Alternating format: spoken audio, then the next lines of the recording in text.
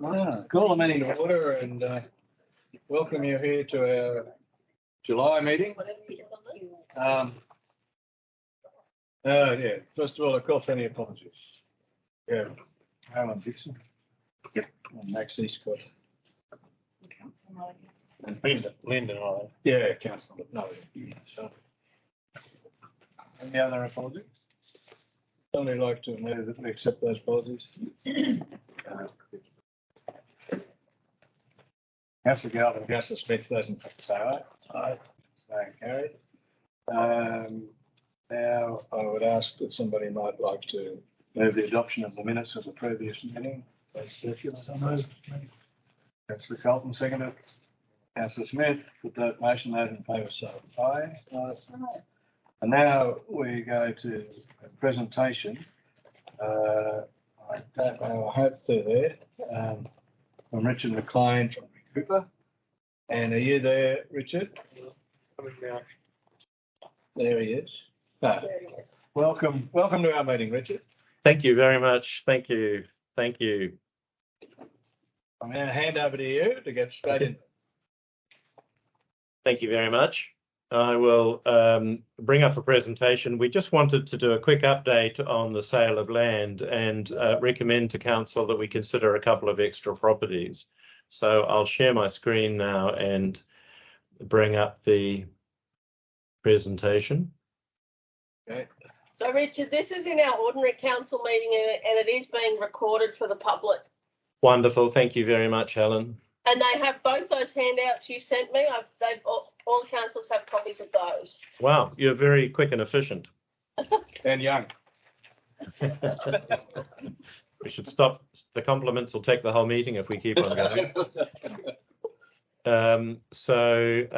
Can you see my screen?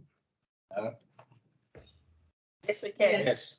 Well, yeah, it can now. I've seen it all now. Okay, wonderful. Thank you very much. So the purpose of this is to give a quick update on the sale of land, and we've got some additional properties to talk about, and they will involve using what we call the occupied property process. So I wanted to quickly just take you through that process and how it applies to the different types of occupants in properties, and then give you the details of the 4 more properties that we're considering, or just a quick run through of those, and then our recommendation. And lastly, a very quick update on the project milestones. We don't imagine that you want to get an update every month on how the project's coming, but just to give you an indication, we use a professional project management system and give you a little bit of an indication as to how we manage the process. So if that's okay, please interrupt me at any time. The additional properties, so as you know, Council resolved to sell 16 properties recently with rates debts over 5 years, and in fact up to 24 years in this case. Most of the ratepayers are deceased or their location is unknown. 4 more properties actually qualify, but we'd held them back from the list of 16. And given the infrequency of sales of land, then we think it's worth including them in the current sale rather than wait a year or 2 or 3 for the next sale of land, and try to resolve each one before the auction using the occupied property process, and then report to Council before the auction with a recommendation to proceed with the sale or not to proceed with the sale. So Council's got a go, no go decision point prior to the auction for these 4. The occupied property process, just so you know, this is a compassionate process that we run.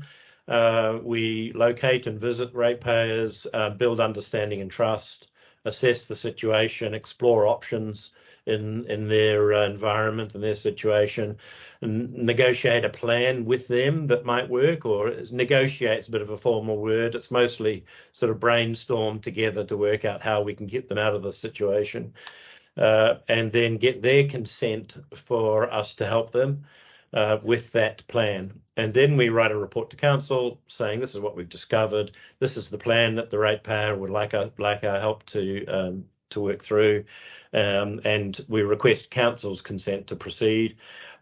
And then we put the plan into place. And it's usually involving external professional support of a wide variety of different types, depending on each situation that we uncover. And those are the most common types that we with the ratepayers' consent, we engage. And then the last point there is we come back to council and say, look, these are the risks in this situation. This is what we found. These are the risks, and we recommend to proceed or not. So there's an established methodology that we use, and it works slightly differently depending on what type of occupant we have. So in the case of a property where the occupant is the ratepayer, then our intervention specialist assesses the situation and the financial position, and particularly looks at things like, are they willing to engage? Are they willing to pay? Do they have the ability to pay? What's their financial situation, including other people who may be living with them, who may be able to support the resolution or a plan. Are there any apparent health risks? We have in the past encountered things like a person on a dialysis machine 8 hours a day in their dining room. Is there any domestic violence that actually pops up a little too often in cases where people are failing to cope? Is there any dependent family at home? Is there a requirement for financial counselling? And with the ratepayers' consent, we make that referral. So those are the common things that we look for, but we also look for any other apparent issues. So is there anything going on here that suggests that it would be inappropriate to sell the property for unpaid rates? So where the occupant is the ratepayer, we're very hard to find a way to keep them in the home. Where the occupant is family, which is commonly a deceased estate. So the ratepayer is no longer around, they passed away, and there are children or adult children usually, or even sometimes sort of grandchildren in their 20s. And so we assess the likelihood that the family members can or will pay the rates in full before the auction, or the deceased estate will be resolved soon and the debt paid in full, or the deceased estate will be resolved soon and the property will be sold. There's a tricky thing with family. If the ratepayer is not occupying the property, council doesn't, the occupants are not liable for the debt. They're not the ratepayer. So that gives council a situation that should be resolved, and the new ratepayer or the estate resolved so that the occupants are the ratepayer. If none of the above outcomes are expected, are there any extenuating circumstances? Are there apparent health risks, domestic violence, dependent family, or any other apparent issues? So if there's family involved, we also go through a fairly thorough processing if we can find a way to resolve the situation, and ideally get the family on title and having had the estate resolved. If the occupant is a tenant or a squatter, so essentially anyone other than the ratepayer or family, commonly tenants or squatters, then we continue attempts to contact the ratepayer, and the property is usually sold at auction. It's very rare that you get a situation where there are some circumstances that mean that a tenant or a squatter, their situation is such that the property shouldn't be sold. So those were the three main types: family, ratepayer, family, and somebody else living in the property. Any questions at that point before I just quickly touch on the four new properties?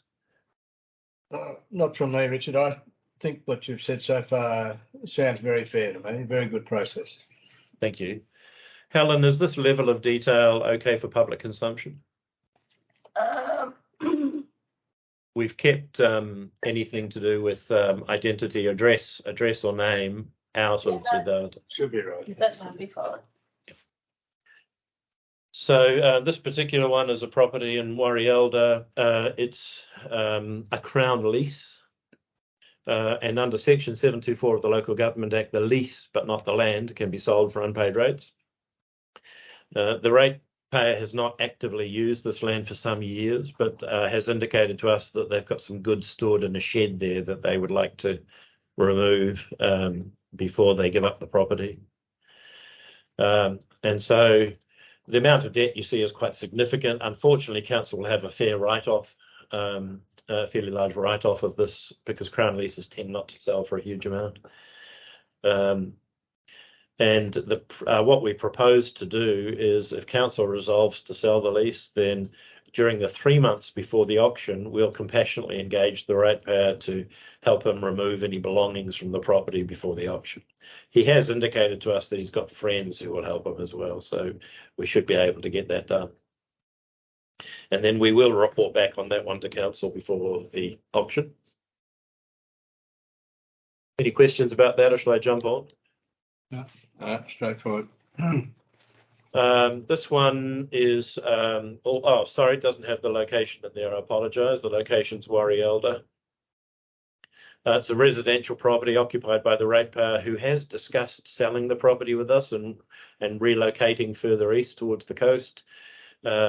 He attributes many of his problems to the perceived failings of council's development approvals. And has clearly got a bit of a bee in his bonnet, as ratepayers sometimes do. Limited means to pay the rates. Financial position appears to be unrelated to council's actions, and there's some history of health challenges. And so the proposal there is that council resolves to sell the property, and during the 3 months, we use the occupied property process to offer assistance to the ratepayer to voluntarily sell the property, engage welfare services as indicated to help arrange new accommodation, and engage other professional support services as indicated. It may be that there's family support available in this case, and all going extremely well. The rates may be able to be paid before the auction and the property withdrawn. Either way, we'll report back to council. Richard, I've got a question on that. I think I know the answer, but if that property is sold privately, yes, prior to your action or our action, does the council have a lien on that money, or how does that? Yes, do we get paid as a priority? Yes, so Section 550 of the Local Government Act gives council first security over any land in the Shire other than Crown land. So council has security ahead of the bank or anyone else on title, except the Crown. If the Crown has got some sort of instrument over that piece of land, then council's security is on an equal footing with the Crown. So council has first security over the land. Thank you.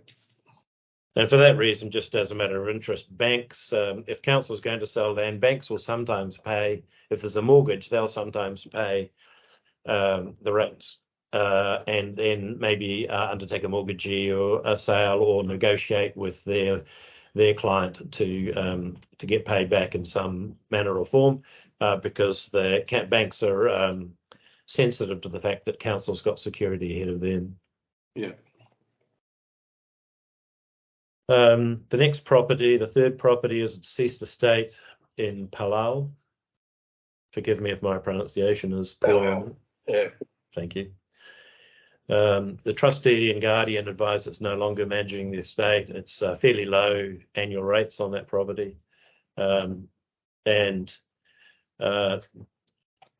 The proposed action is council resolved to sell the property, and we attempt to locate beneficiaries of the estate to discover whether they're aware of the property or not and to gauge their interest in resolving the estate. Commonly in these cases, the beneficiaries don't have an interest, or they would have turned up already. But locating them is a good thing, because otherwise any surplus proceeds go to unclaimed monies in the New South Wales Treasury after a period of time. And we always prefer, and councils always prefer, that the money goes to the person rather than to unclaimed monies. Yeah. And this one's in Warialda Rail. This one is a residential property, deceased estate. Many arrangements not honoured. And again, occupied council resolves to sell it. We'll work very hard to try and get it withdrawn from the auction by having the matter resolved once and for all prior to the auction, and we'll report back. So the recommendation is that council resolves to sell these 4 properties, that Recooper performs its compassionate occupied property process on each one, and that council considers a report from Recooper before the auction, recommending whether to withdraw the properties from the auction or not. Okay, we'll discuss that later. Look, it always leaves you with a funny feeling selling property. It's something that this Shire is not very good at. I haven't done it for a long time. But, in reading your notes there, I agree that in fairness to the rest of the ratepayers, this has to be resolved. And I think that what you're doing and the way you're going about it couldn't be any fairer, couldn't do it any better. And therefore, I am quite pleased to be able to go ahead with this. Thank you very much. Does anyone have questions or comments about this? They've covered it very well, Richard. Thank you. I've certainly learned a bit from your talk. Thank you. We'll deal with this in council after we finish up. After I step out. Thank you very much. And just lastly, in terms of reporting and giving council updates, we have 118 tasks that we undertake in the process of a sale of land for unpaid rates. These are the major milestones, under each of these there are tasks totaling 118, and we manage this. We give management access to the software so they can log in and see where we're up to, print out Gantt charts, see what's coming next, etc., etc. So we try and do all the work and keep management fully informed. Unfortunately, there is an extra workload on management, and we're very grateful to them for the parts that they play to make this a smooth process. But just wanted to give councillors some comfort that the whole project is very professionally managed. Yeah, no, it is well done. Yeah, very good. Well, final chance. Anyone got anything? I think I've appreciated the explanation, that's for sure. No, we're done. Well, thank you very much, Richard. Yeah, thank you. Very good. Yeah. That's my pleasure. Thank you very much. Okay. I'll check out now. Thank you. Okay, thanks, Richard. Fine. Right, so that was an interesting presentation. Now I call for declarations of interests, gifts received, and conflict of interest. We've all just we should have all just signed our disclosure form. All right. We don't need them back until next council meeting, but I've got all your copies from last year. Have you checked the sign it all? There's only got to sign it where the little arrow thing is. Give them all back to Case to check. I'll check them. Right. Okay, so there's no declaration of interest. We go now to Officer Report 6.1, Committee Recommendations. You should be able to fly through this pretty well. You see them all in front of you. It's all the recommendations from the committee meeting. Unless you have an issue, I think we can deal with them in block. The recommendations that council notes the comment responses to the submission issue raised. Further, that the retention of the Soldiers Memorial Hall facade be considered as a viable option in planning the replacement wing the council office. So we're all we can only really go to 6.2. So executive services report right down to there, to the middle of the page. But Ryder New Zealand to be invited to attend a future committee meeting to discuss any issues of concern, providing weekly updates. I'd suggest that might happen at the next committee meeting, Catherine. Okay. So would somebody like to move right down to 6.2 that we adopt those recommendations? Thank you, Councillor Egan. And a seconder? I think Councillor Galvin's going to do it. Councillor Galvin. I'm in a flat, but she hasn't got it yet. Oh, well, it's all good now. You actually weren't here for the committee meetings either. No. That doesn't. Smith did it. Yeah, Councillor Smith did? Okay, we second it. Thanks, Jim. What did I do? You seconded it. Yeah, what? The confirmation of the minutes. Oh, yeah, right. Well, of the recommendations. On the creek plan and all that sort of thing. Sorry if I wasn't very clear. No, next item 6.2, Gen Investment and Rates Collection Report.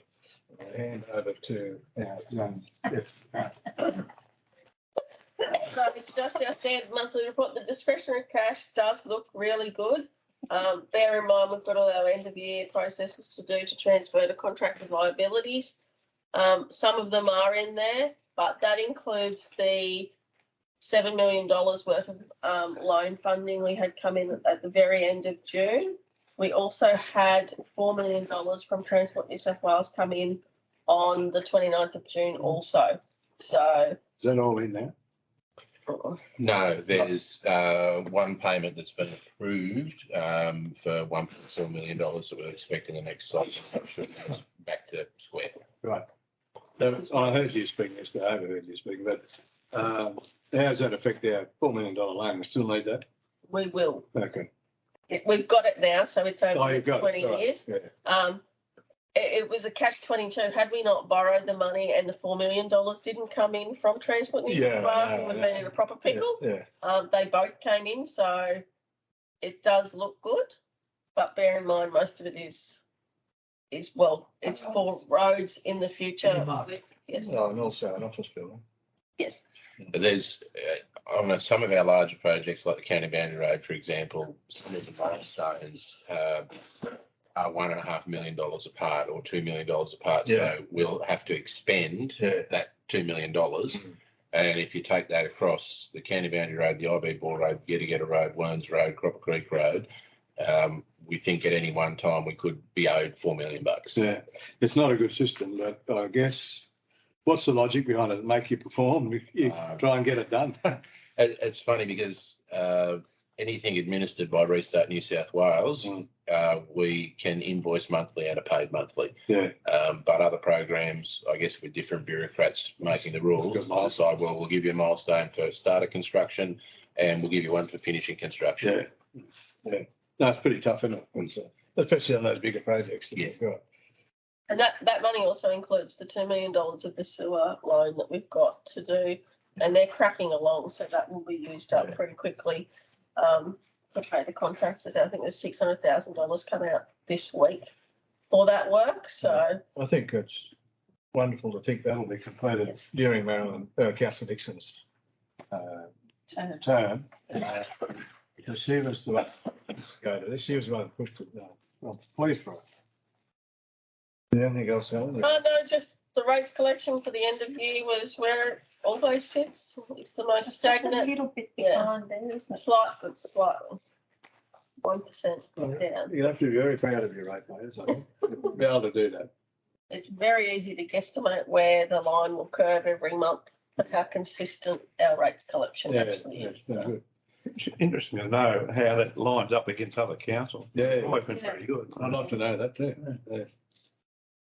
Probably should do that. I Benchmark a bit, can we? Against councils our same size, like Uralla and Melbourne. Oh, well, I think also agricultural, Bigger ones.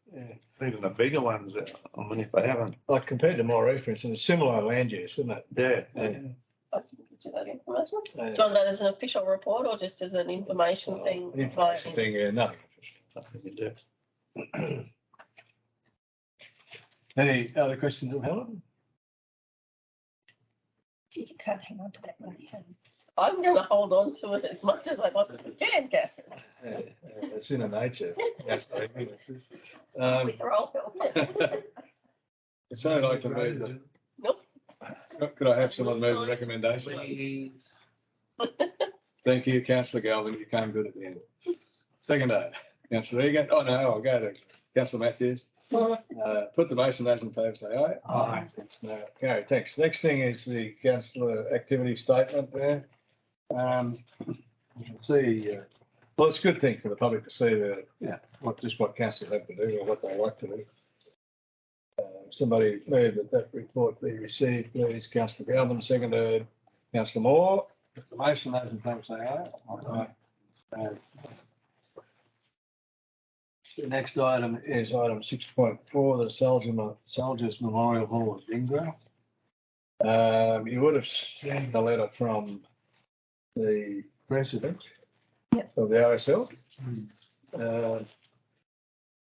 There's also a letter that's been circulated today from Honourable David Harris MP, who's asking that we retain it, but obviously that has been, well, he's been talking to somebody anyway.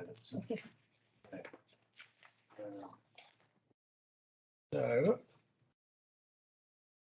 there in front of you, is there any discussion? Coming in, we've just got to wait now for the costings to come in, and then we can hold a committee meeting for a public meeting for the people to give them the information. Yeah, That was a very sensible letter from David. yes, I thought it was. Good letter. Very considered and sensible. Yes. Yesterday, a couple of us went down to Tamworth to a RFS thing we had to go to, and they've got a reasonably new headquarters in Tamworth, and it's made from tilt panels. And it's RFS, so it was painted bright red, but it's pretty attractive.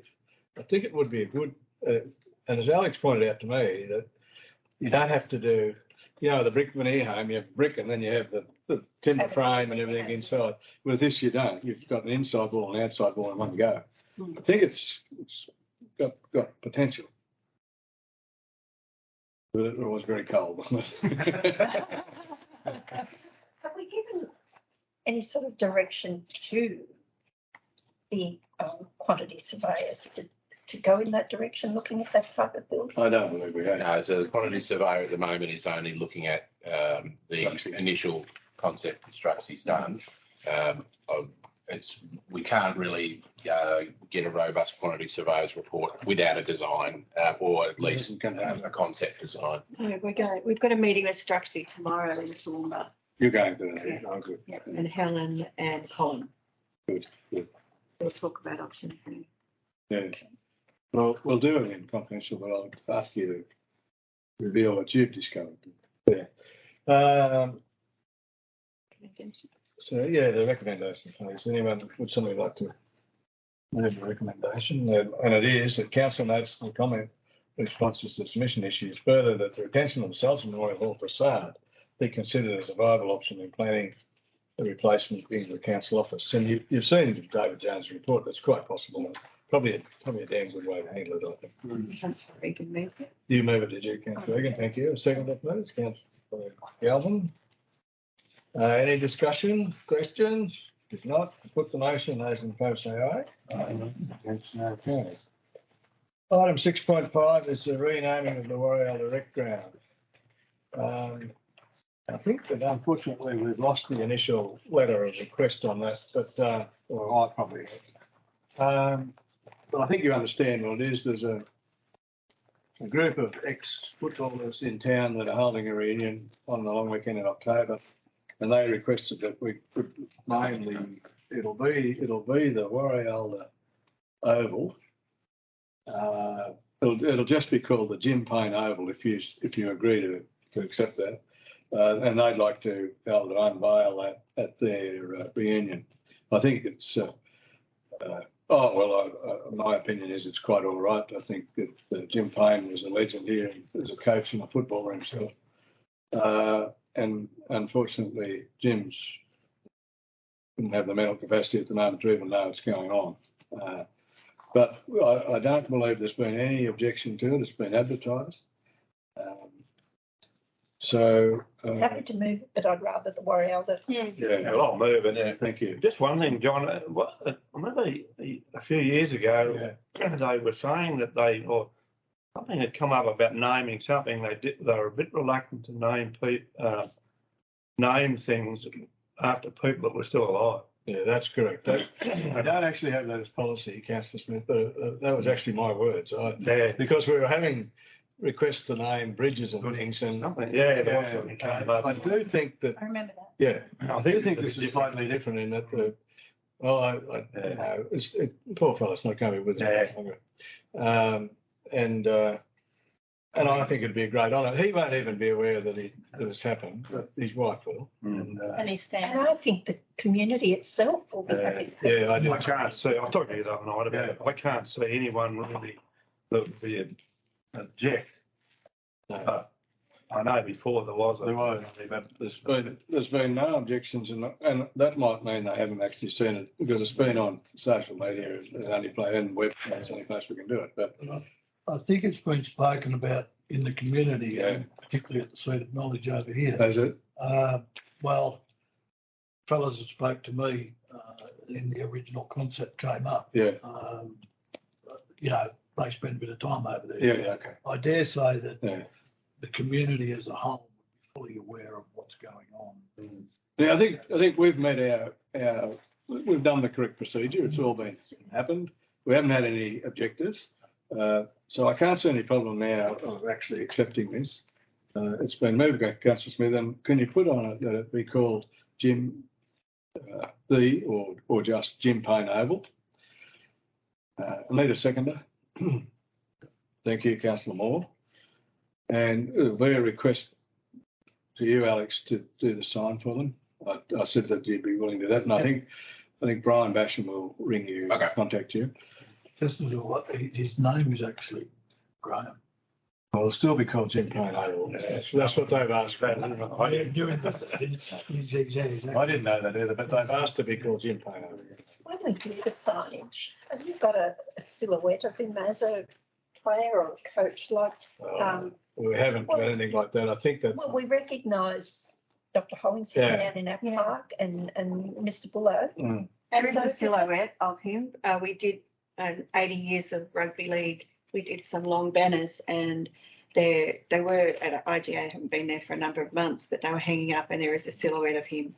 Is it a nice one to be recognisable? And we could certainly get one. The silhouette's easy to get if we have a photo from his family. That'd be great. What's his name, Logan? He did those other signs. He'd be able to do Did something. he do those, did he? He did the laser cutting. No, the laser cutting was done in Inverell. Yeah. Our staff put them together. Yeah. Yeah, they were laser cut, yeah. Oh, right, yeah, I thought. Which isn't, Yeah. He put them together. Yeah, that's what I thought. Yeah, he does such good signs. Like you look in every town and community, his signs are amazing, and we could keep with the same thing. I mean, Well, I something. guess I'm only having to authorise that, if we purchase, we'll go ahead with whatever your procedure is, and have a silhouette made of Jim Payne, and I'll inform Brian Basham of this after the meeting. I think he'll be overjoyed with that. But I said you'll need to put a sign up so that you can cover it with a bag and you've got something to open, you know. So that's what they're going to do. So I'm not familiar with this person, and other visitors to the town won't be familiar with the person. There'll be some sort of bio about it. I can ask that they do that. Yeah. We could put that on the back of the metal silhouette. It's about 10 mil thick, the steel, so we could certainly affix the story to the back of that. Yeah. It's a good idea, because that's the problem with naming things after people. In that 10 years' time, there's a generation coming through who've never heard of him. That was my objection to, not to the, I'm happy for this, but naming bridges and things, my suggestion, we haven't adopted anything yet, is that you only have that naming right for 10 or 20 years and then change it. Because I know there's bridges there now named that I know of, but not many other people would. No, I think it's an important link to the community, but but it bears explanation to the visitor or to the uninitiated. Yeah, fair enough. All right. Well, give a little more. sign just referendum. Would you like me to get Brian to ring you, or? Yeah. I'll do that. Okay, so we've got a mover in a second now. Any discussion further on that? If not, I'll put the motion in open favor, say aye. Aye. Excellent. I think it's a really good move. I'm pleased that you adopted that. Yes. We've got councillor reports. Anybody like to do their report in conference, or happy to do it in an open meeting? I do want to go into conference in a minute and talk about something. No, you're all happy, or do you want to start? Yeah. Councillor Coleman? I've nothing. Nothing, very good start. Councillor Smith? Just one thing. I noticed going past the old sale yards there the other day, I don't know how long ago, there were probably 7 or 8 caravans all parked there. Yeah. I know we talked about it years ago, but whether we shouldn't have some sort of a open caravan park there, just a suggestion. Can we leave this to confidential session? Because I've got, well, there's another thing we need to talk about. Yeah. You right, Dave? So, yeah, I'll die Yeah, quiet. no, that'll be all right. Go to the forward. The other one, and I did ask Alex about this one a while back, but with the truck wash, and every time I go past there now, there's a truck on it or one or two Yeah. waiting, and I think it's a terrific success. Is it, or probably should ask Helen, is it sort of? I couldn't tell you. No, I well, don't know whether Alex can tell you off the top of his head. It's going to take Yeah, years to I pay can, that. it's going to take a fair while to pay it off, but it is coming in, isn't it? Yeah, it is, and it's reported in the public infrastructure committee meeting each month. Yeah. The income is variable, but it's generally between $8,000 and $12,000 for the month. That is just exceeding our operational expenses. Yeah, right. Yeah. So yes, it's making But it is money. making money, yeah. That's, When you say that, you mean the interest on the loan or the money that we used to do it? Are you including that in operational expense? So there was no borrowed money to construct the truck wash. We had to put money in. We put money in, but it wasn't. It doesn't matter. I'm talking about, I don't care where the money come from. If the thing costs $1 million, Yeah. are you allowing for that, the repayment, paying for itself? No, You're not. no, we're not. Well, the money that comes in every month is a contribution towards that, but Yeah. out of the $8,000 or whatever is a month, it's going to take a very long time to. Oh, yeah. But it's not costing us anything anymore, so I think that's the biggest plus. Yeah, it's not going to wear out, I don't think. No.